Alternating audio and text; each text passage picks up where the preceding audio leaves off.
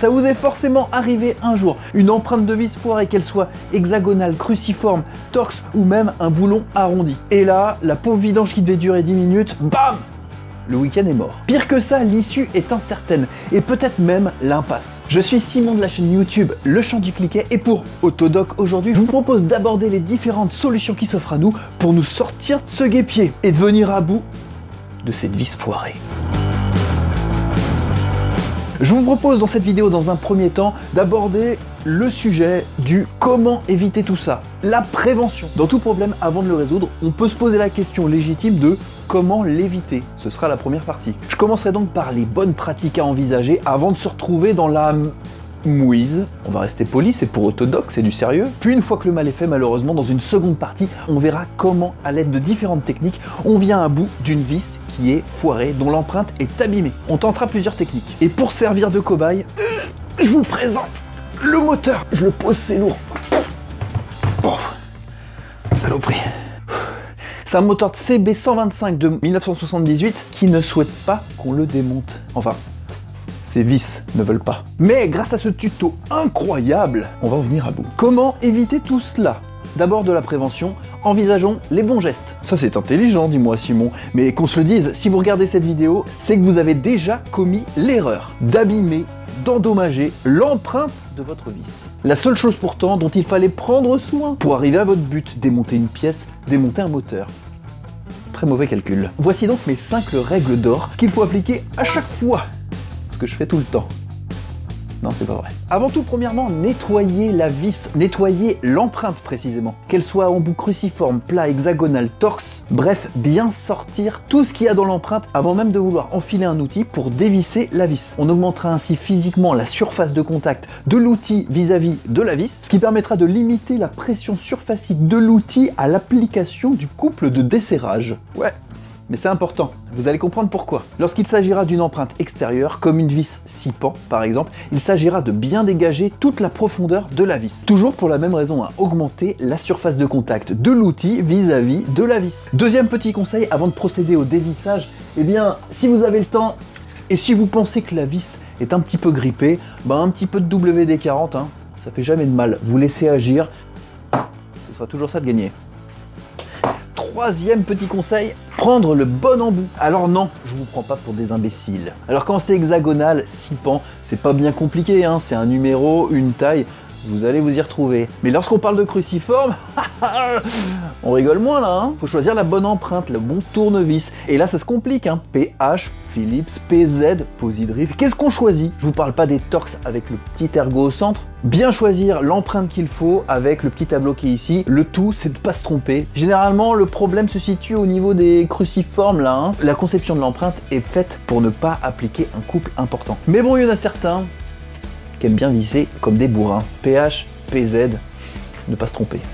Et enfin, cinquième petit conseil, ne jamais remonter une vis endommagée. Ça paraît débile, mais certains le font. Je vous vois là. Ne jamais faire ça. Mauvaise idée. Changez-la. Passons à présent à la pratique. Nous allons aborder dans cette vidéo plusieurs méthodes. Utiliser différents outils permettant de résoudre notre problème. Dévisser la vis endommagée. Le choix de la technique par contre dépendra bien sûr de plusieurs paramètres qui sont l'accessibilité directe de la vis, l'encombrement aux alentours ou la dimension de la vis elle-même. Je vous laisse déterminer la technique la plus appropriée à ce que vous devez effectuer. Mais je vous préviens tout de suite, ça s'enlève pas comme ça, il va falloir du matériel pour arriver à nos fins. La bonne nouvelle, c'est que tout cela, vous pouvez le retrouver sur le site d'Autodoc et particulièrement sur l'application. C'est plutôt facile de chercher là-dedans et de trouver son bonheur. Donc, pensez à la télécharger et tout est disponible sur le site. Justement, Autodoc m'a fait un petit paquet complet qui me permettra de vous exposer les différentes méthodes. Venez. L'application Autodoc. Toutes les pièces détachées au meilleur prix sur votre téléphone. Essayez-la vous-même.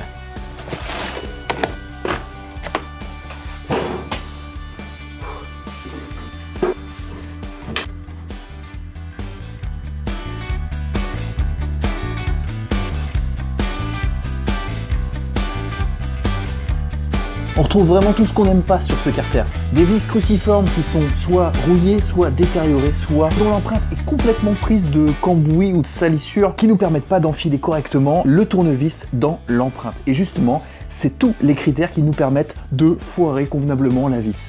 Donc, première chose à faire, c'est de dégraisser, nettoyer l'empreinte avant de faire quoi que ce soit. C'est ce qu'on va faire.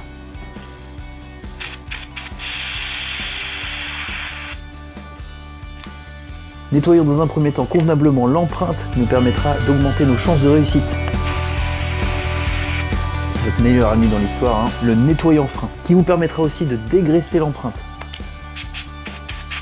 On voit déjà qu'on a tenté de dévisser la vis, l'empreinte est déjà en mauvais état. La tête de la vis nous indique que c'est une vis Phillips avec un seul aile et dont l'empreinte est assez grande. Donc on va prendre un tournevis PH2, ce qui nous permettra d'essayer de dévisser manuellement au moins cette vis. Ah, je vous l'avais dit que ça allait foirer. La première méthode qu'on va voir ensemble, c'est une méthode sans outils, ou presque. La méthode consiste à utiliser une scie à métaux pour recréer une empreinte de tournevis plat, en créant une empreinte suffisamment grande, d'avoir suffisamment de surface de contact entre le tournevis et la vis pour avoir un couple suffisant pour procéder à son dévissage.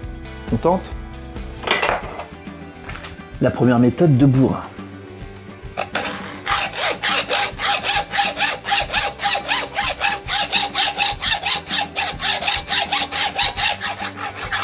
Le but, c'est de créer une empreinte suffisamment profonde pour insérer un gros tournevis plat. Pour être sûr que le tournevis aille bien jusqu'au fond de l'empreinte, un petit coup de marteau. Voilà, le tournevis est en place. On peut tenter le dévissage. Voilà.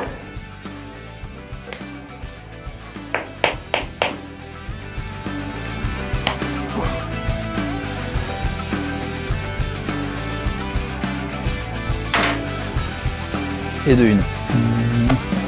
Ça c'est bien beau, mais toutes les vis ne sont pas accessibles sur le côté comme ça pour pouvoir créer une empreinte de tournevis plat. Non, non, non. Par exemple celle-là, là. Impossible à dévisser avec cette technique. Comment on fait, Simon? Eh bien c'est pour ça que je vais vous expliquer la seconde méthode pour venir à bout de ce genre de vis. Et pour ça on va utiliser une chose que m'a envoyé Autodoc. Il s'agit du tournevis d'impact. Cet outil, si vous ne le connaissez pas, et une fois que vous le connaîtrez, il ne pourra plus quitter votre caisse à outils, tellement que vous l'aimerez.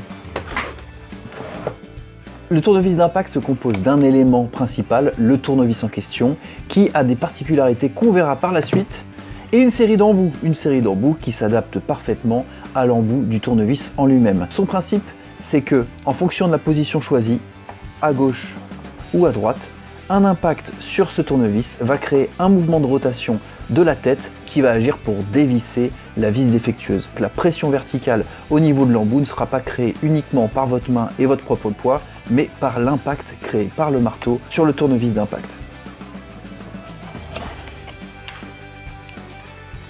Embout PH2 prêt.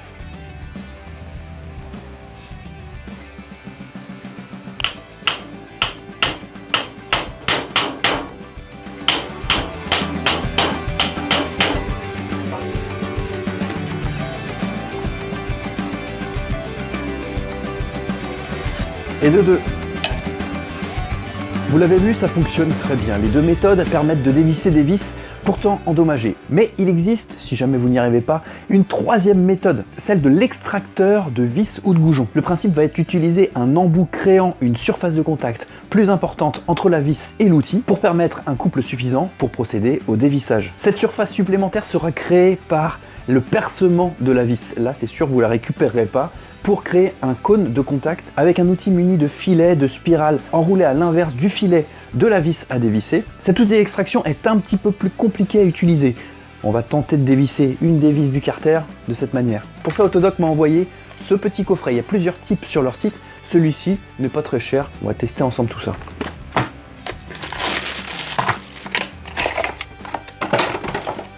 Le coffret dispose de 6 couples d'outils qui permettent de dévisser des vis de la taille M3 à M24 avec la correspondance de l'outil à utiliser en fonction du diamètre de la vis.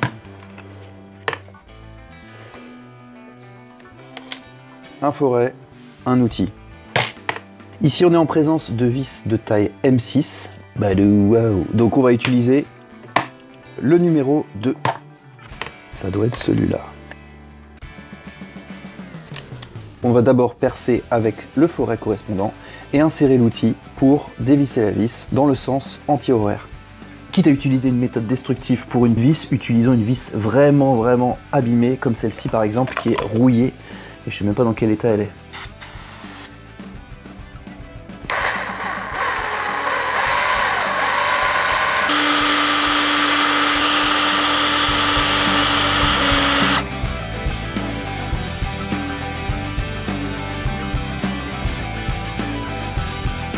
On tourne à gauche, doucement.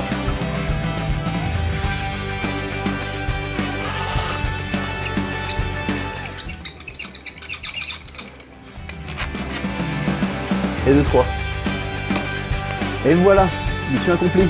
Voici quelques méthodes pour venir à bout d'une vis récalcitrante et toujours du temps de gagner pour nos séances de bricolage qu'on affectionne tant. J'espère que vous avez apprécié la vidéo, j'étais moi en tout cas ravi de faire cette vidéo pour Autodoc. Vous pouvez retrouver tous ces produits sur leur site et notamment sur l'application, n'hésitez pas à aller faire un petit tour. Sur ce, je vous dis à très bientôt pour une prochaine vidéo.